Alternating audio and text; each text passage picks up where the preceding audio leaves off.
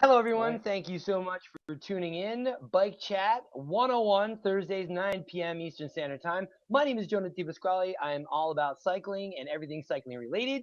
And with me is Gunnar Soros, aka Anello Grande, cyclist, craft beer lover, and extraordinaire. Folks, you guys are in for a great treat. But before we do anything, tell a bird, share it with your friends. Definitely give the folks from DaHanger a follow. They are on a plethora of social media platforms, so many to name. But let's get right to it. We have Jurgen Beneke of DaHanger. Jurgen is a former UCI World Cup Olympic champion. His claim to fame is a gold medal in the 1993 UCI World Cup, also silver medalist in both the 1994 as well as the 1997 UCI World Cup. He owns over 20 bikes, if you can believe that. Furniture maker, New York City abode liver. And without further ado, Jurgen, it is such a pleasure to have you on Bike Chat. Thank you so much for joining us. Oh, Yes, thanks and so much. Jurgen, let me just Thanks so say much. I'm a huge fan, huge fan. I mean, you've always been on my radar since the '90s, so huge. I'm like bowing down at your No, feet. stop it. I only cook with water too, so there's no difference over here. Same, Nice. same, same person, same, two right arms. No, wait, two arms, Yeah. two legs, same Right, thing. right, exactly. Yeah. So Jurgen, again, great to see you. Obviously, folks, just a little back history. Jurgen and I, we know each other from Mountain Creek. I do recall when we were running some mountain bike races down there. It's great to see him. I was saying earlier before we hit record, the guy pedals like he's on fire or he's either riding away from the cops. But let's get to it. So give him a follow. It's DaHanger.co. Great company, great startup story. Jurgen, I mean, just, like I said, love the stuff. It's a great idea. Can't wait to get one from my house or all over the place or the man cave. But tell us the story. Well, the story, I mean, it's a long story. I guess it's basically all kind of coming together now. I mean, it's the love of cycling, the love of creating stuff, the love of building small space design. And it all kind of, found its way into this product, and then, I made it a long time ago for myself, but I made it in a way that was so complicated that I didn't even want to replicate it because it was such a pain in the butt. Right. Because right, I mean, you make one item, right? You make one thing. You don't care how long it takes because you want to make it look nice. So, I made this it's like a layer cake of plywood, sheet, the glued, sanded, shaped it. It was like a sculpture at that point. I looked at it. My wife, she loved it. Everybody loved it. And I'm like, yeah, this is great. But just, I don't want to do this again. It's crazy. So I put it away. I didn't really think about it much because you'd have to charge $800, $900 for one, and I would still starve at that point. I was like, I can't produce this product. Doesn't work that way. So put it away. Didn't think about it for a while, but kept looking at it. And so before I was a professional cyclist, actually, I actually learned a trade in Germany. Was a tool and die maker for like a plastics company. Actually, we did the big bumpers for Audi and VW. We actually had huge tools, huge machines. So I knew that side, and I don't know what clicked, but all of a sudden I was like, wait a second, maybe we can make this out of plastic. I mean, recycle material, this and that. I have to actually get my power cord while we're talking, so don't never mind me. So I started researching if this would be, if we could make a tool for this, you know what I mean, and get this manufactured. And it wasn't. I mean, there was some doubts on this because it wasn't an easy product. There's a lot of undercuts and it's very large, especially for injection molding. I mean, it was basically just if you just use the surface and really thin wall, it's still like almost 10 pounds of plastic. So that eliminates about 75-80% of the injection molders in this area or in this country because they don't even have machines that big. So we ran into a bunch of problems.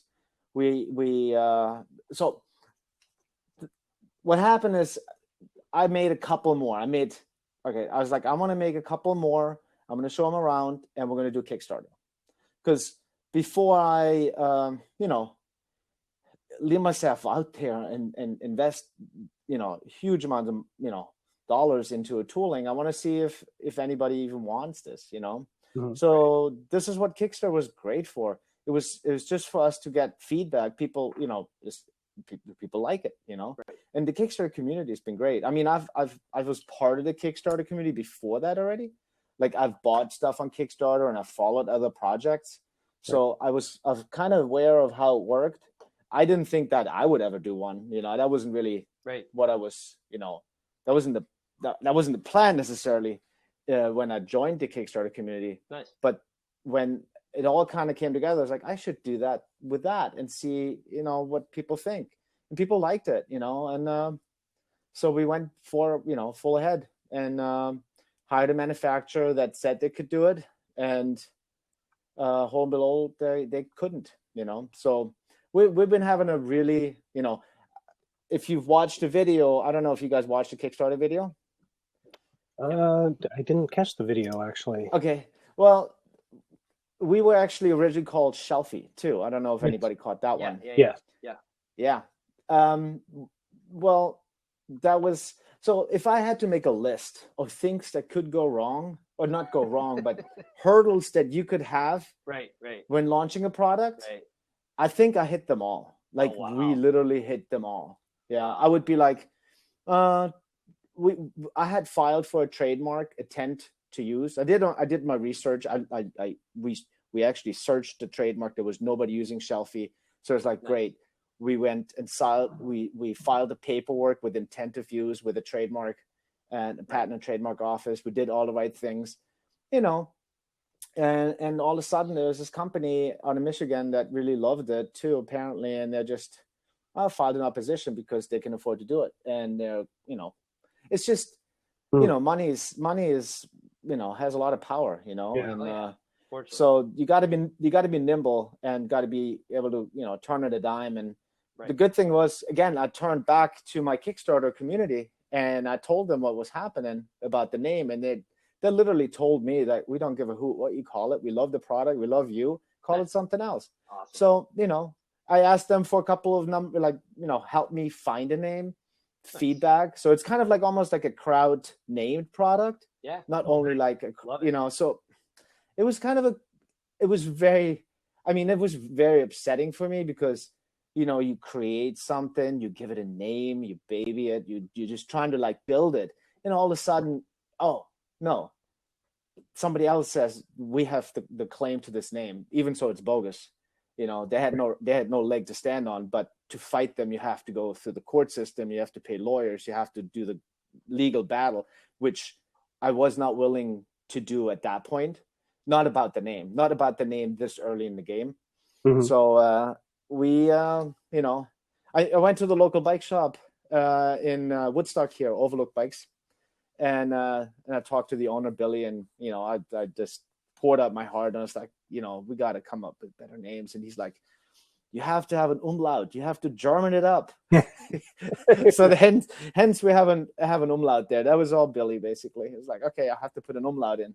Awesome. Got it. So, everybody loves the name. We're really actually happier now, and then the trademark's all buttoned up now, and it's trademarked Europe, Canada, US, and a couple other countries too. So we're good with that. Awesome. So Kickstarter went great. We have over 550 backers. We raised more than the goal. So I dove right into, I had some manufacturers lined up that were like, yeah, we want to do it. But, some of them were like, yeah, we want to do it. And then they look at the drawings like, oh, this is really big. I was like, geez, did you not look at this? I was like, how could you say you want to do it? And then you're like, oh, this is really big. I was like, fine. So we found numerous companies that had the equipment to do it, like one in Chicago, one in Long Island. So we had a couple of choices. And I guess the biggest, I went I didn't go with my gut. I went with recommendation. Like there were 2 companies, and I should have went with my gut. I went with recommendation because, you trust people that are supposed to know a little bit more than you. So those guys ended up designing, engineering everything for us, and had a really hard time. They broke the mold 4 times, and it's basically been an R&D. It's a marathon basically trying to get this done. They kind of bailed on us at a certain point where they kind of stopped believing, like they stopped believing themselves, I think. So we were looking at other manufacturing procedures. Like, instead of doing the injection mold, we went to rotational molding. Basically, I know everything about molding now, that more than I ever wanted to. I mean, I already was in that field before cycling, but now we're really back into it. So we went to a different process. We went to rotational molding, and we already had a molder in that process, and they're from Pennsylvania, that was ready to take this on. And as soon as we cut our ties with the other guys, we went to the rotational molder, and they sent me actually 3 pictures of the 3 colors coming out of the mold. That looks good. We're going to get foam filling. We're going to make solid parts actually. So to get structural integrity, it's kind of like you got to think of it like a surfboard, so it's like the outside shell and then a foam core, more or less. Right. I am supposed to get this first article, which once I sign off on that article, it goes into production. Nice. They said I should get one this week, so tomorrow's Friday, so maybe it'll be Monday, but nice. We're so close now, and I can't wait. That's great. It's exciting. Good. Yeah. Good no, it's great. Good to finally see it come to that point, I would imagine. That's amazing. Yeah, and this is the one thing, and this is why it's hard for me, but it's also not that hard because I really like it. It's like I mean the one advice to anybody who wants to start anything is you better love this, what you're doing, because you're going to have tough times. It's going to go poo-poo on you, and you're going to sit there, and you better look at it and you're like, yeah, I still love this thing. It's great. You know what I mean? Because that's the only thing that's going to get you through this, is just looking at it and using it. Like, if you're a user, if you use your own product and you like it, then it's easy. That's it. That's awesome. Well, hey, one quick note, on your site, I noticed that you guys are going to be involved with a couple major events in the Metro New York area, and those folks tuning in right now.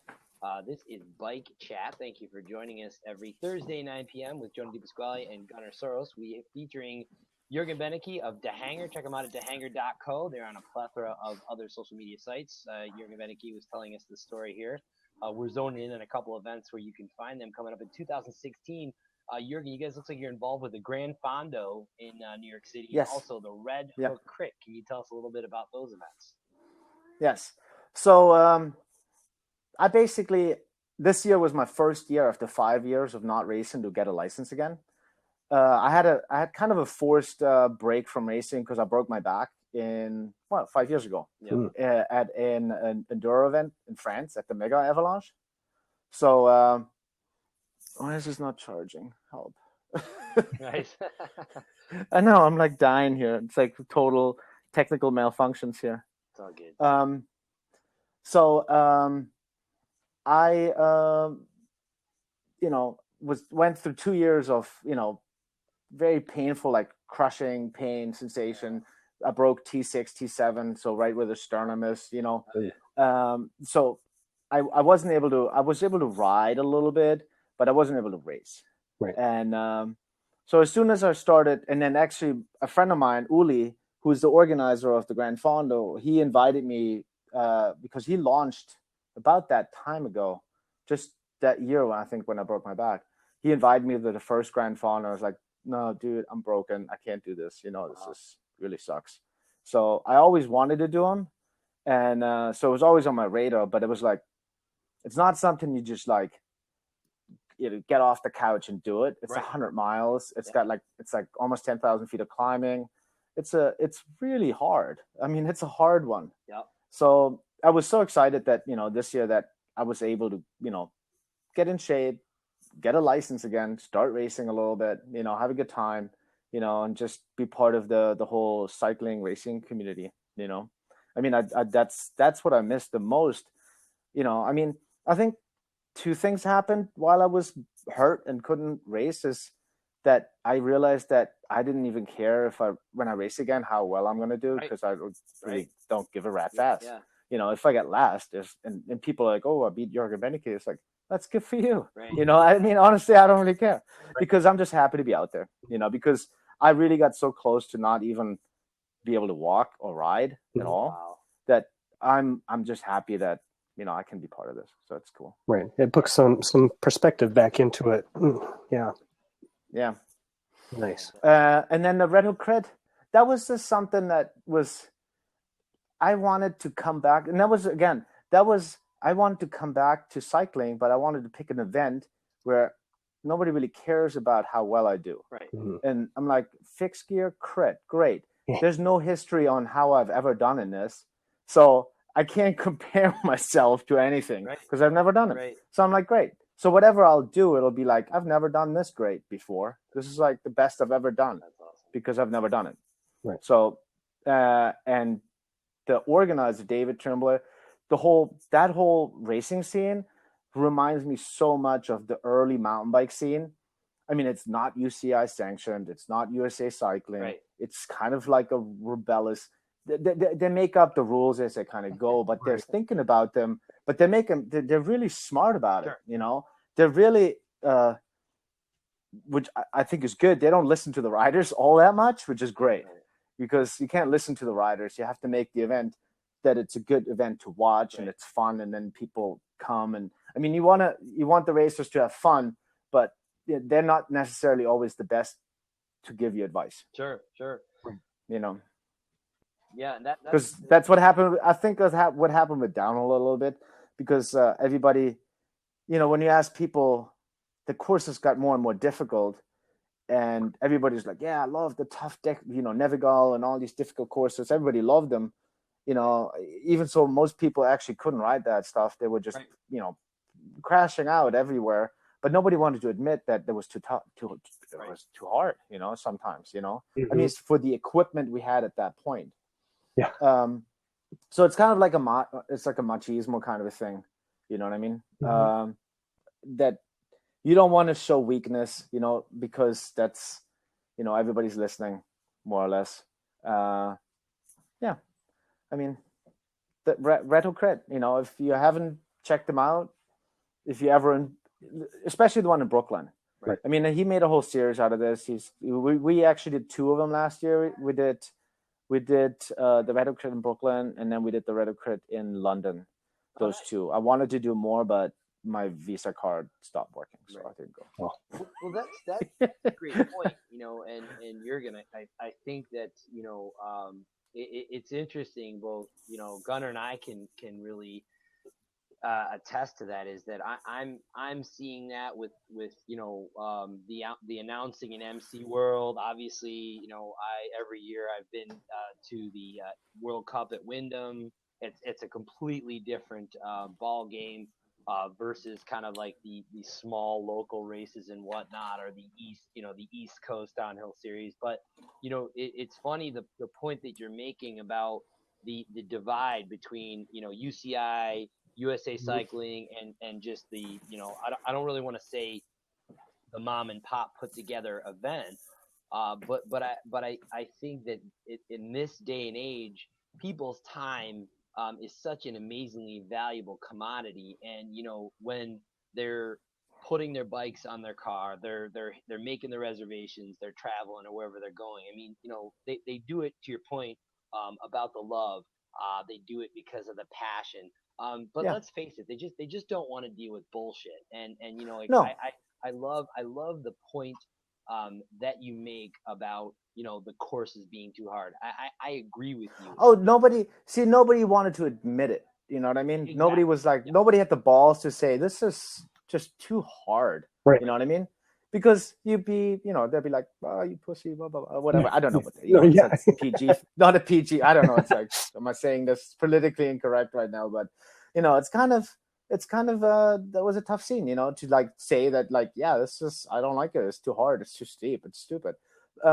But, you know, for me, I felt like, because I started racing in 92, the first World Cups. And when we were racing 92, 93, 94, like in Austria, Kaprun, we had, back then, it was kind of like the Red Hook Crit. You could actually, in 93, I think it was still, 92, you could show up at the World Cup in Austria without a license, purchase a day license, and try to qualify the day before, right? Yeah. So that meant there were about, I think, 500-600 guys just hurling themselves down the hill trying to qualify for the World Cup, right? Yeah, that's not what you want necessarily anymore, but what that brought was people could associate themselves with what we were doing at a much faster rate. Right. It's kind of like downhill skiing. Anybody can downhill ski down, like you can ski down a downhill course, right? You're not going to go straight. You're going to do, I'm going to make some turns. I'm going to slow down. This is crazy, right? Yeah. But you're capable of skiing down a downhill course, right? The average mountain biker cannot ride a downhill course at all. Right, nowadays. So now you basically are sidelined as a spectator and look at it, and you're like, oh, this looks nuts. I can't even think what this would be like. And I think you lose a little bit of interest. You lose a little bit of the broad interest because people can't associate themselves with what we're doing or what they are doing, because it's so extreme and so over the top that it becomes more of a freak show than a serious athletic event that has any kind of potential of, you know, building tradition and building, you know, I think they needed to. The thing is, you know, you make the easiest course in the world, it's still only one guy is going to win. Right. The fastest guy is going to win. Yeah. It's pretty easy. You know what I mean? Mm-hmm. And it still might be exciting to watch. You know what I mean? Right. But, you know, that's old school. That's like old school thinking. You know what I mean? Yeah. So that's what I am. Well, you'd mentioned enduros, and one of the other points also kind of segueing from that is that it seems like, you know, not only more venues are figuring that out, but also just the, you know, the popularity of those events popping up from East to West Coast. And the big thing too is, you know, the record numbers and the attendance that's coming out. I think that parallels exactly with what you just said, going back to 92, 93, 94.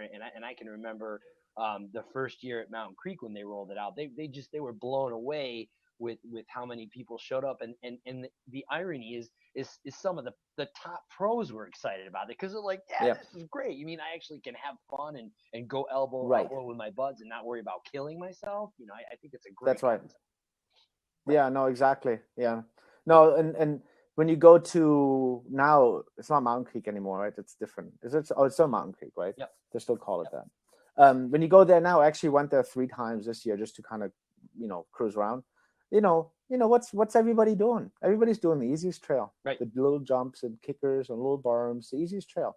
What did I do all day? I did the easiest trail because I just want to have fun. You know what I mean? Yeah. So just for that reason, you know, I feel like the courses went a little overboard, and I think they lost touch with the general population. Sure. You know what I mean? Mm-hmm. But like I said, nevertheless, I'm impressed, you know, by what they do and all the stuff. You know, I mean, I get it. I understand. You know what I mean? Right. Yeah. Well, and enduros in my eyes are super. I mean, the courses are not that easy either, but I think it's really dangerous because it's the length now. Now you're dealing with how long you're riding on the edge. Right. On, like, because those guys are climbing up the mountains, they're bombing down the hills, they're doing it again, they're doing hours at a day, on the limit, and they're wearing less gear too. They're like on Lycra, you know what I mean? So you got like you're hauling down the hill in a bathing suit. Right. I mean, Jesus Christ, you know what I mean? So, when people are like, "I'm gonna retire from downhill, I'm gonna do endurance," I was like, "Yeah, it's more dangerous." In my eyes, you know what I mean? Chances of screwing yourself, messing up, or just you have much more chance, much more, because you're that much longer at the limit, That's interesting. Well, it's all fun. I love all of it. You know what I mean? No, yeah. Well, and I was gonna just kind of side note to what you're saying. So, Enduro's getting really big, cyclocross is getting really big, and here in the Midwest, the gravel cycling scene has just exploded. And I think that the common denominator to me seems to be that the ease of entry for most people to try it out is very low. And then they kind of focus a little bit more on the fun aspect of it. I mean, the gravel races that we have around here, 500 people show up and it's just like a big group ride, and you'll always find somebody to ride with, and you can, even if you slow down, you can talk to them and whatnot. And then, hey, if you want to hammer for a little while, you can hammer and go at it. And same with like the enduros, you find people that you're climbing with that, maybe we're not the best climbers, but we'll climb at the same pace because that part's not time. So we can just hang and do that. So the whole UCI USA cycling part of things, I think, is taking a big hit because it's so corporate, and like you said, especially like downhill and even some cross country courses are just they're super difficult. And like you said, the riders are saying, "Oh yeah, give us the hardest course there is." There's some cross country courses where sections of it are basically like some of the pro downhill courses. And I know for me as a rider, I like a challenge, and I think that's the other thing is people want to be challenged, but they don't want to be so challenged that you're gonna break your arm and not be able to work next week, or you got to show up on Monday and work. Exactly. Well, awesome. I mean that the whole is the audio kind of weird again? No, you're good. It's good. You're good. Okay. Yeah, you're right. The point of entry is, I think it's too hard too. It's like the investment on bikes. How much you have to spend on a downhill bike these days. Oh, you know what holy I mean? Cow! Yeah, jeez, a huge amount of money. Jesus Christ! So, you look at the field. Like, how many racers are at the races now, and that number has not gone up. No, that's not at all. maybe it's down. I don't know. I'm not really sure, but it's definitely not up. Mm-hmm. So you're not going to have more racers. Because the affordability factor is just not there. It's just really expensive. And then you throw an Enduro, that's a whole nother bike again, because you can't use your downhill bike to do Enduros. You can't show up with the cross country bike, so you need another bike. So that's again another barrier, I think. And the gravel grinders, they're great.